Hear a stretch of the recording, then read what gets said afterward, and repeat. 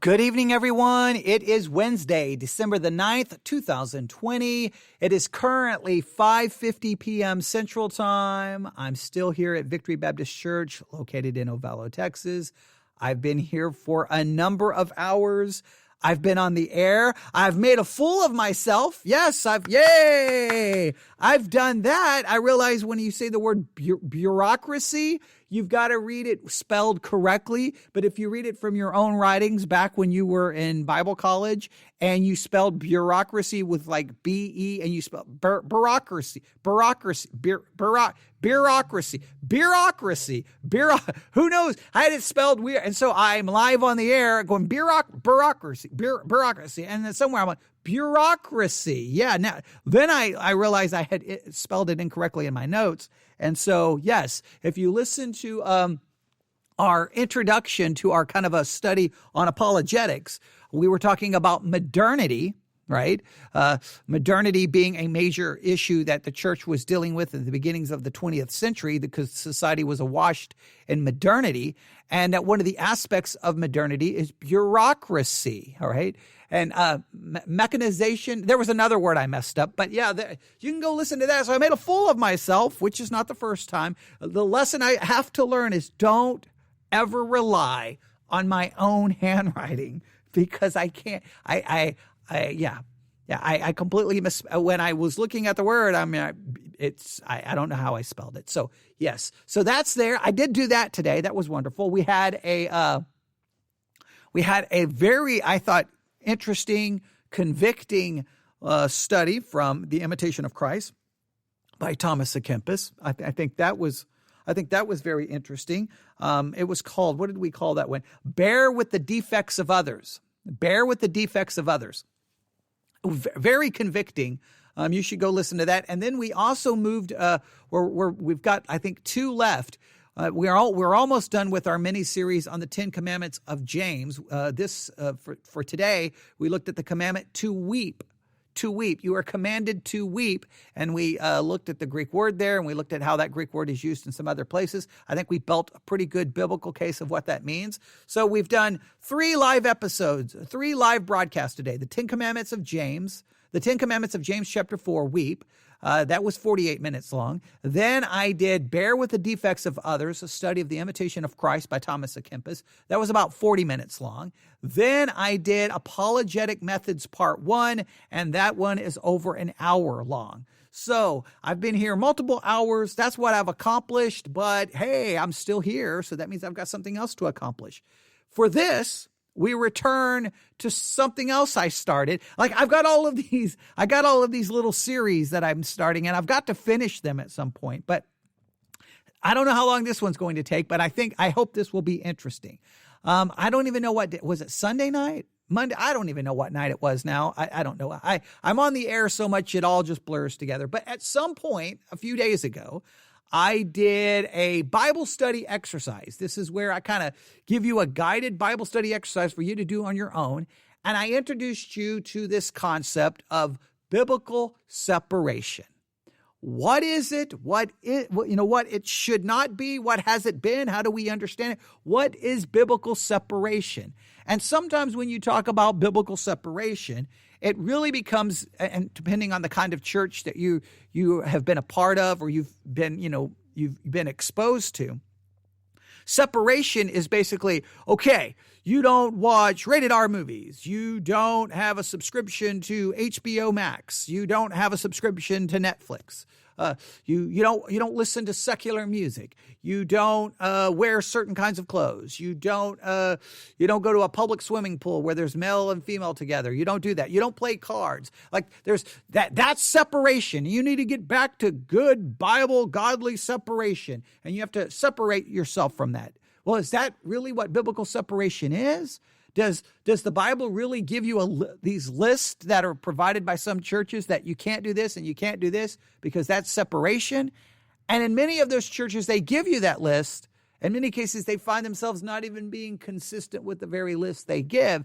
And no one ever hears the doctrine of biblical separation because they become bitter at the inconsistency that's being applied and forced upon them. Because in many churches that give you a very strong doctrine of separation, In many cases, they put pretty much rules on its members that you will do this.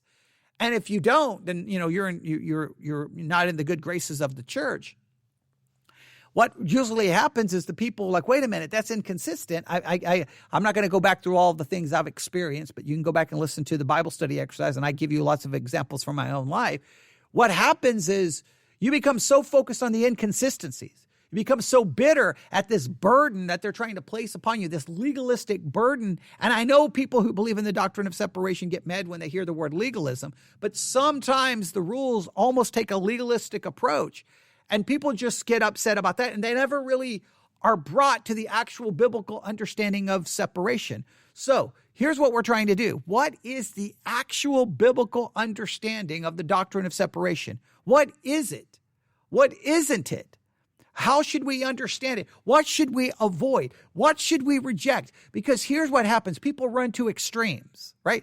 On one extreme, biblical separation, you better believe it. You better practice it. And if you don't, you're a liberal, you're a Bible compromiser. And here's the rules. Here are the things you follow. And if you accuse us of being legalist, then you're the problem. All right. So that's one extreme. The other extreme is biblical separation was a horrible idea. We can do whatever we want, basically. They just throw out all the rules and just think that they can live pretty much any way they want, and nothing is really wrong. Nothing should ever be condemned, and everyone can just kind of figure it out on their own. They go to the other extreme. Well, as Christians, I've said it so many times, sometimes the truth is there in the middle, right? And so you don't want to throw out the doctrine of separation because some people have abused it. You don't want to throw out the doctrine of separation because some people have ignored it. What we want to do is figure out, what does the Bible actually teach in regards to this subject? So I gave you an exercise to work on. I don't know if you did. So we're going to kind of go back to that. And remember, and I'll remind you how all of this started. A devotional guide that I use. You hear it right there? Its entry for December the 5th had this title: Biblical Separation. For some reason, I want to put a comma there. So let me read it correctly. Biblical separation is still essential. Biblical separation is still essential. So you know where they're coming from. They're coming from the definitely pro-doctrine of biblical separation, and they want you to know that it is still essential. It's essential. So if it's essential, then I would argue we need to know what it is. We need to know what it isn't, and we need to make sure that if we practice biblical separation, we're practicing the biblical kind, not the church kind. Please note, there's a difference between biblical separation and church separation. Church separation, so whoever's in charge decides these things are bad, these things are good, this is right, this is wrong, this is the way you do it, this is the way you don't. You can do this, you can't watch this, you can listen to this, you can't watch. Here's all these rules. Sometimes the rules are so whacked out and inconsistent. That's church separation. That's handed down by like a magisterial authority. This is what you will do. Biblical separation is separation taught in the Bible. And then we can't get around that. Okay? But we have to correctly understand it. And we can't make it say more than it says. All right? We can't. So they want us to know that biblical separation is essential. This is how they began this devotional entry. Is biblical separation passé? Observing the church at large, one would conclude that it is. So many individuals and churches have forsaken the doctrine of separation, and the consequences are tragic. Biblical separation is the determined display of obedience to the Lord's command to disfellowship from both deniers of the faith and disobedient brethren. Now, this is interesting because they kind of reduce separation to just the idea of basically disfellowshipping, breaking fellowship with deniers of the faith and disobedient brethren, disobedient Christians. So disobedient brethren, disobedient Christians, and deniers of the faith, you break fellowship with them. You don't have fellowship with them. And that's kind of what they reduced the doctrine of biblical separation to just that. I don't know if that's fair. Now they go further on in this and say more, but here's what they did. The scripture that they give for this devotional entry is 2 Corinthians chapter 6, verse 14 to chapter 7, verse 1. 2 Corinthians chapter 6, verse 14 to chapter 7, verse 1. Now, before we work through everything they have to say, and before we advance this discussion on biblical separation even further, that's the text they gave. So I gave you as a Bible study exercise to start working through that text. So we're going to start working through it together, all right? 2 Corinthians chapter 6, all right? 2 Corinthians chapter 6, and we're going to go down to verse 14 where they began. Now, let me make it very clear. Here, Paul is writing to a church, the church at Corinth. Church of Corinth has got more problems than we can count. Okay, they've got every issue in the world. All right, so we'll try to understand this, but let's just start and try to figure out, if we're just going to read 2 Corinthians chapter 6, verses 14 through chapter 7, verse 1, we need to figure out exactly what's being said here and what we're supposed to separate from. Now, we're not going to make it very far tonight, but I want to give us one thing to look at, because the first thing we are to fellowship from is pretty straightforward, but how to apply it could become a little difficult. So let's see if we can figure this out. 2 Corinthians chapter 6, verse 14. It's very clear, very direct verse. Be ye not unequally yoked together with unbelievers. Stop right here. This is the very straightforward statement. Do not but be unequally yoked together with an unbeliever. So here's what we have to do. We have to establish exactly what we're called to separate from. And here's what we are to do. We are to separate. I'm going to try to state this clearly. We are to separate ourselves from a yoked relationship with an unbeliever. I mean, in fact, let me read it again. I closed my Bible. I shouldn't have, but I did. 2 Corinthians chapter 6, verse 14. Be ye not unequally yoked together with unbelievers. So we're going to this is the first part of separation we need to understand. We are called to not be yoked together with an unbeliever. We are to separate ourselves from a yoke with an unbeliever. Now, this is using very specific language. Let's see how other translations deal with this, all right? I'm going to set my Bible down over there. I'm going to grab another Bible over here. All right? Let's look at how they handle this. 2 Corinthians chapter 6. 2 Corinthians chapter 6, verse 14. Here, this is the word they use. In fact, they use the exact same word, 2 Corinthians 6:14. That means we got a very modern translation. I got the NIV in my hand. That was the King James, and they both say, do not be yoked together with unbelievers. Do not be yoked together with unbelievers.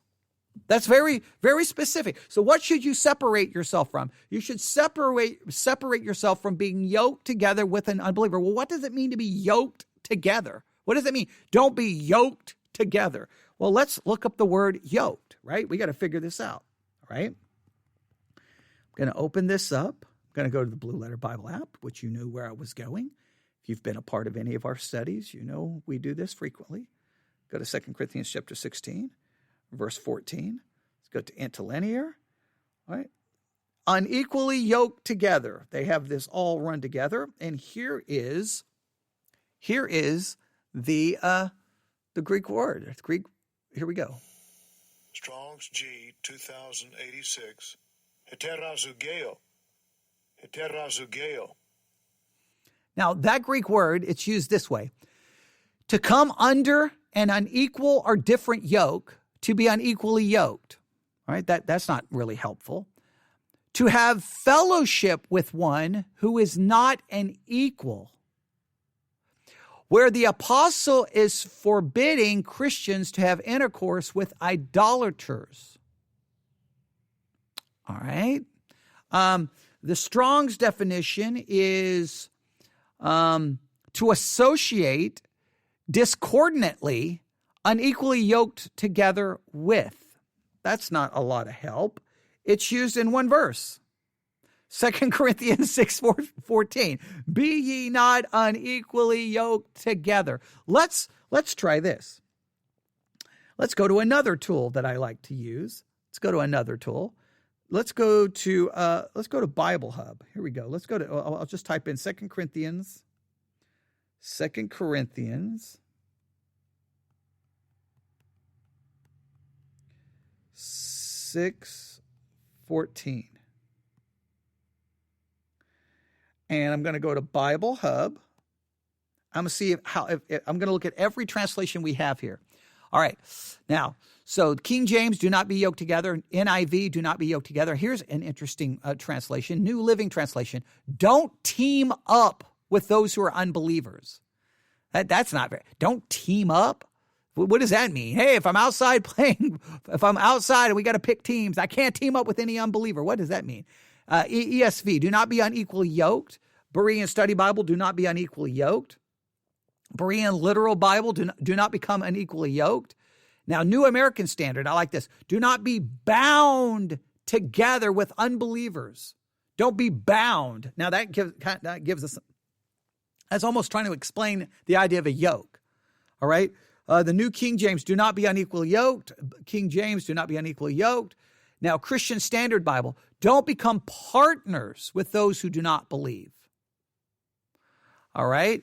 Now, the Contemporary English is even worse. Stay away from people who are not followers of the Lord. Stay away from them. Don't even get around them. Okay, that's not helpful. So hang on. I just backed this up a little bit. International Standard Version, stop becoming unevenly yoked. The Net Bible, do not become partners with those who do not believe. But almost all translations is don't be unequally yoked, do not be unequally yoked, do not be unequally yoked. They carry the idea of a yoke. They carry an idea of a yoke. Now, so we need to figure out what a yoke is. All right. If we figure out what a yoke, then I think we can get an idea. So let's do this. I got right here next to me a Bible dictionary. Let's look now. If we were in church tonight and everybody was here, I would say grab a Bible dictionary and look it up. I'm under an entry for Tools of the Bible for Nelson's New Illustrated Bible Dictionary. The reason I'm under the entry for Tools of the Bible, if you look up yoke, it tells you to look for Tools of the Bible. So here is what it says. Yoke. Here's the definition. A type of harness that connected a pair of animals to a plow or similar tool. Oxen were the most common animals used in working the land. A yoke of oxen was a pair. Using a pair to pull a plow required a yoke to link them together so they could work efficiently. Yokes were usually made of a wooden beam shaped to fit over the necks of the two animals and held in place by a wooden or leather fastener. All right? So it's the idea of a yoke. You're connected together. You're connected together, and so you need to be going in the same direction. Like the two animals are yoked together so that they're working together, right? One can't go to the left, one can't go to the right. They can only walk together, right? They're yoked together. It's a binding type of situation. So the first thing as a Christian, you cannot be yoked together with an unbeliever. That's what you have to separate yourself. You have to now. Again, this has nothing to do with music. It has nothing to do with clothes. It has nothing to do with swimming. It has nothing to do with hair. First and foremost, what we have here. Now we'll talk about those other issues, and we'll have to see how they are applicable. But the first thing we have to realize here is this: that we have to separate ourselves from a yoked relationship. So let's think like what you should do. If I did this as a Bible study exercise, I'm trying not to do this as a Bible study exercise. You should write down a list of yoked relationships. What is a yoked relationship? Now, here's the difficulty with the passage. The passage doesn't explain anything. I'll show you what I mean, right? I'll show you what I mean. The text, 2 Corinthians chapter 6, verse 14. Be ye not unequally yoked together with unbelievers. It just tells you don't do it. And then immediately it gives you the reason. It doesn't give you an explanation. It gives you a justification. It doesn't offer a reason. It doesn't offer an explanation. It gives you a justification. It doesn't explain what that means or how that looks. It just tells you here's the reason. For what fellowship hath righteousness with unrighteousness, and what communion hath light with darkness? And what concord hath Christ with Belial? Or what part hath he that believeth with an infidel? In other words, that you don't have anything in common. If you're a believer and they're an unbeliever, the differences between righteousness and unrighteousness, between communion and darkness, between Christ and Belial, between those who believe in an infidel. And what agreement hath the temple of God with idols? Right? In other words, there's no agreement. So the justification is you don't become yoked together because there's no agreement. You're not going the same direction. So guess what? If you're yoked together, there's going to be tension. You're going to be trying to go, this way. No, this way. And the whole purpose of the yoke is you're yoked together because you're going in the same direction, trying to fulfill the same purpose. You're committed to the same ideal. But if you're unequally yoked with an unbeliever, now you are in a problem. So let's think of some yoked relationships. Clearly, the most obvious yoked relationship. In fact, in some marriage ceremonies, they literally will put a yoke over the bride and the groom because now they're yoked together. That's a yoked relationship. What God hath joined together, let no man put asunder. You are yoked. You are together. The two become one. All right. That is the most obvious yoked relationship. You cannot marry an unbeliever. You're not to do so. Now, once someone does so, now you got to deal with it from that point. But the separation, now remember, this does not mean you go abandon an unbeliever and that gives you grounds for a divorce. It's telling you not to be yoked. Once you're yoked in marriage, then you got other things to talk about. We won't get into all of those discussions. We have to go to another section of Corinthians to look at that. I think 1 Corinthians to look at that. But here, I think it's 1 Corinthians, maybe 2 Corinthians. But we're not going to go there because that's not the purpose of this particular study. I just want to establish when we start thinking about separation, where it begins is here. Separate yourself from the yoke of being yoked together with an unbeliever. So marriage is the most obvious. I mean, it's just the most obvious. Like I said, in some marriage ceremonies, they literally put a yoke over both because that's a yoke. That's a binding relationship.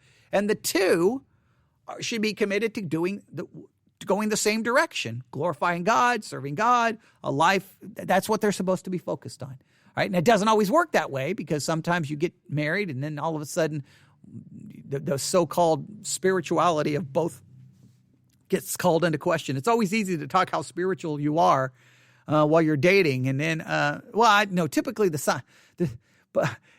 signs are there, and nobody acknowledges it. You can overlook everything, and then once you get married, then all of a sudden, well, wait a minute, there's not as godly as he said he was. Well, I bet you there were signs before, but that's a whole different subject. The point is, that's what you have to separate yourself. A yoked relationship. Marriage is the most obvious. What would be another yoked relationship? Well, I think you could agree. And so I know a lot of young people may email me, well, what about dating? Well, here's what I would say. Dating is not a yoked relationship, right? So we got to be fair there, right? You can't make the scripture say something they're not. A yoked relationship, that dating is not yoked, right? If you're just dating. Now, if you're like, well, depending on the young person and what terminology is popular in their generation, we're going steady. I'm using outdated terms. We're together. We're boyfriend. Now, once you become an item, and then there's exclusive that you're exclusive. That now, hey, you can't go date. You can't. We're together, so you can't go date someone else. And I don't want you to talk. Now there becomes a yoked kind of binding that's starting to take place. But if you just go together to a movie or go somewhere and you're not in a exclusive relationship, then there's not a yoke there. Now, the danger is, though, put it this way. If you're going to go out, here's what I would say to the guy or to the girl. If you know you can't enter into a yoked relationship with them, right? If you know you can't, by going out on a date, you could be misleading them, letting them think that there's a potential for a relationship when you think there's just maybe a potential for some kind of a friendship.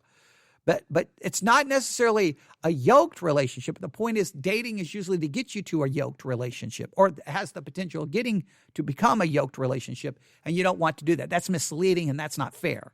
You don't want to do that to someone, right? But clearly, marriage is the yoked relationship you cannot be engaged with an unbeliever. Now, so there's that. Another, obviously, one would be business partners. We're going to start a business. And then you go into business with an unbeliever. Now, once you do that, you're stuck, but you're not supposed to. Why? Because you should be approaching business from a far different perspective than they are. Right? You should be doing so from a spiritual perspective, not an earthly, fleshly perspective, which is going to get yourself in conflict if you're in a yoked relationship. Now, and now if you think about it, and this is somewhat difficult. Now, so you got to really think this through. And I'm just throwing out a lot of ideas. Whenever you get a job, you can quit that job. So like if you are working for a company that's run by unbelievers, are you in a yoked relationship if you get a job there? Not really, because you can quit. So you're not, somewhat you're in a kind of a binding relationship. To some level, right? If you got to, you have certain responsibilities that are a part of you. It can still be difficult, right? It can still be difficult because you're going to go to work and you've got one way of thinking and they got a different way of thinking, right? You know what? That can get you into some conflict. But I think the two big ones is an actual business partner where your both names are on the contract. You're both, you're equal partners. Marriage, clearly, those are the two big ones. You could probably think of some other yoked relationships. That's what you have to stay away from. That's biblical separation. And the reason is because, the reason isn't because you're better than them. The reason that sometimes I think young people, when they hear this part of the teaching, they misunderstand it. It's not, and probably Christian parents, sometimes we do a bad job of explaining this. It's not, that person over there. No, you can't be with that person because they're garbage and they're bad for you. And sometimes we express it that way. The issue is, if you're a Christian, it's not about them being worse than you, more ungodly than you, it's the idea that you you think you have everything in common, but if you're truly committed to God, you don't have anything in common. Because what fellowship does light have with darkness, with righteousness and unrighteousness? And the idea of righteousness and unrighteousness, you are declared righteous because of the imputed righteousness of Christ, trying to live a righteous life. They don't have that imputed righteousness, nor are they pursuing a practical righteousness. So you've got different goals, different morality, you're going in a completely different direction. It's about that. It's not about being better. All right. So the text really, that's where separation begins. You cannot be in a yoked relationship. So if you're going to practice separation, then you avoid yoked relationships with unbelievers. Now, you can convince yourself all day that they are a believer, right? But you know what that means. Come on. You think of it this way. You're a believer and you're passionate for God, and this other person isn't and doesn't care about God, and you convince yourself they're a believer, you're still going to find yourself in a mess because you're not yoked together with the same purpose and the same goal going in the same direction. It becomes difficult. So let me go back and read the passage again. Be ye not unequally yoked together with unbelievers. Now, there is the command, right? No explanation is given. The justification for the command is this: what fellowship hath righteousness with unrighteousness? What communion hath light with darkness? What concord hath Christ with Belial? What part hath he that believeth with an infidel?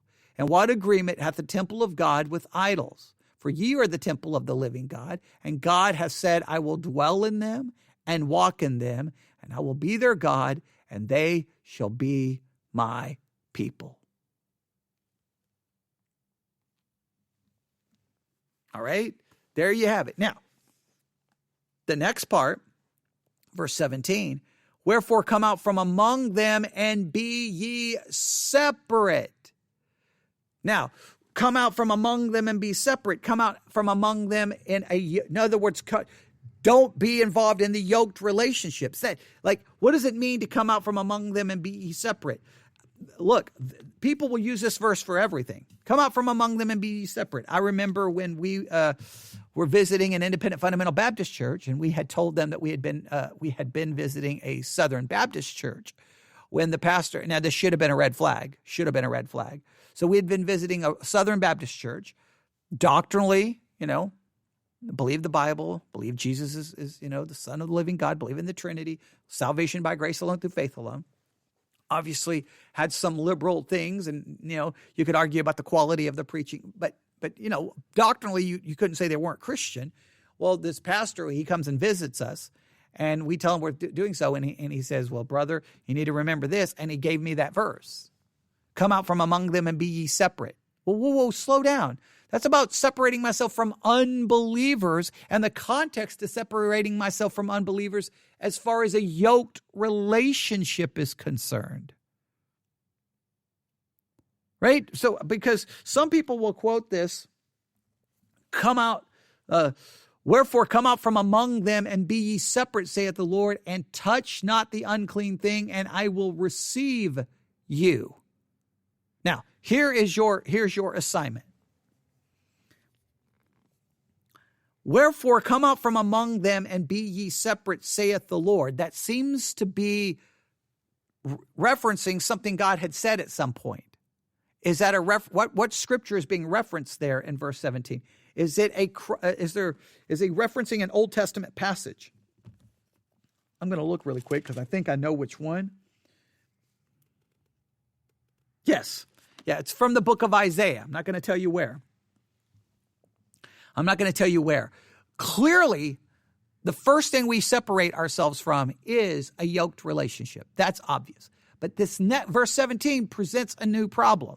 All right? Because again, how do you use this? Like I had a pastor telling me I need to separate myself from this other church because he was basically calling them unbelievers because I guess they weren't independent fundamental Baptists. So that's going a little far. But how far do you take verse 17? Wherefore come out from among them and be ye separate, saith the Lord, and touch not the unclean thing, and I will receive you. Some people have taken this in church history. That means you don't have anything to do with lost people. Nothing. You don't have anything to do with them. You don't have any friendships with them. You don't work with them. You separate yourself and I guess go join a monastery. You go build a compound and you can go crazy with that.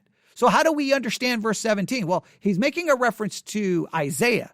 So we need to figure out where it is in Isaiah and what the context of what's going on in Isaiah and see if we can build a correct understanding of it. The first part's simple. Yoked relationship. So do we understand 17 as telling us to come out and be separate from these yoked relationships with unbelievers?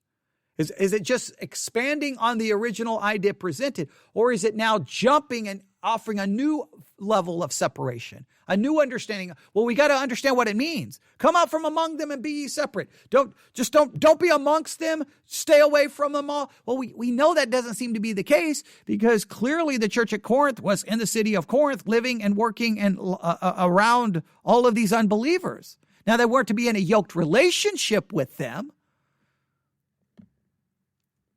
So how do we understand 17? Well, let's get the context that he's referencing Isaiah. What was going on in Isaiah? What were they to be separate from? How are we to understand this? Like here's what we do. We don't want to go too far with it, but we don't want to ignore it.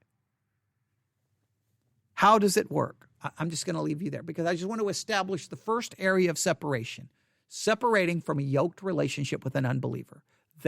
And when I say separate yourself from getting into it. Now, once you're in a yoked relationship, there's some situations where you cannot just easily extract yourself. It doesn't mean you just break a contract you've signed. It doesn't mean you just leave your spouse. You got to be careful with that as well and how we work this. We got to think these things through. All right? We got to think these things through. But you separate yourself by avoiding the yoked relationship in the first place.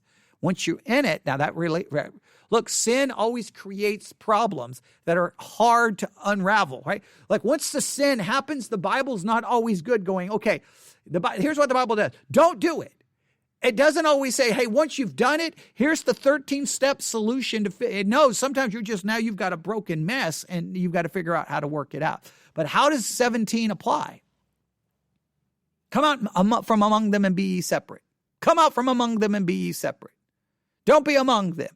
Parents will say that, don't be friends with those people. Come out from among them and be separate. Okay, well, wait a minute. There's kids in the church who are not very good. Like what? Like how? Where? Before, if you're not careful, you can take separation to the point that the only people you're going to talk to are you. You're going to just talk to yourself because everyone else is unclean. Well, exactly what's going on in 17. So, is 17 understood in connection with what came before it? That we come out and be separate as far as a yoked relationship and that's it?